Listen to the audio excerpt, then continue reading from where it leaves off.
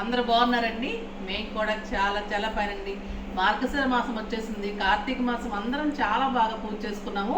అప్పుడు అయ్యవారిని మనం పూజ చేసుకున్నాం. ఇప్పుడు మార్గశిర మాసంలో అమ్మవారిని పూజ చేసుకుందాము. చాలా మంచిగా ఉంటుంది. మార్గశిర మాసంలో లక్ష్మీదేవి పూజ చాలా మహత్తండి. చాలా మంచి ఫలితాలు ఇస్తుంది.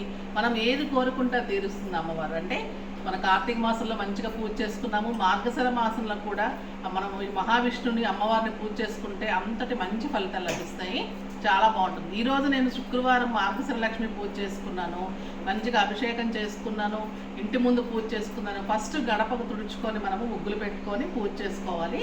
తర్వాత బయట నుంచి లోపలికి వచ్చిన తర్వాత, అంటే అమ్మవారు లోపలికి వస్తుంది కాబట్టి గడప దాటి లోపలికి వచ్చేటప్పుడు అమ్మవారికి పవిత్రంగా ఉండాలి. వచ్చిన తర్వాత మనము దేవుడి దగ్గర ముగ్గు పెట్టుకొని పీఠం పెట్టుకొని పూజ చేసుకోవాలి. తులసి దగ్గర పూజ చేసుకోవాలి. తులసి పూజ ఉన్నవాళ్ళు చేసుకోండి, లేని వాళ్ళు కూడా పెట్టుకొని చేసుకోవడానికి ప్రయత్నించండి. చాలా మంచిది. తులసి కూడా అమ్మవారి స్వరూపం కాబట్టి తులసి పూజ కూడా ఈ మాసంలో, కార్తీక మాసంలో తప్పకుండా చేసుకోండి. ప్రతిరోజు కుదరిన వాళ్ళు శుక్రవారం అన్నా కూడా చేసుకోవడానికి ట్రై చేయండి.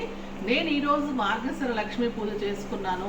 చాలా బాగా చేసుకున్నాను. అభిషేకము అన్నీ చేసుకున్నాను. తర్వాత అమ్మవారిని కూర్చోబెట్టుకొని నైవేద్యాలన్నీ పెట్టుకొని మంచిగా చేసుకున్నాను. అవన్నీ కూడా నేను మీకు వీడియో ఇస్తాను, చూడండి. తప్పకుండా మీరు కూడా ఈ వారం అయిపోతే నెక్స్ట్ వారం నుంచి ట్రై చేయండి చేసుకోవడానికి పూజ. అమ్మవారు అందరికీ మంచిగా అష్టైశ్వర్యాలు, ఆయుర ఆరోగ్యాలు మొత్తైతం ఇవ్వాలని కోరుకుంటూ మీ చుండూరు సిస్టర్స్.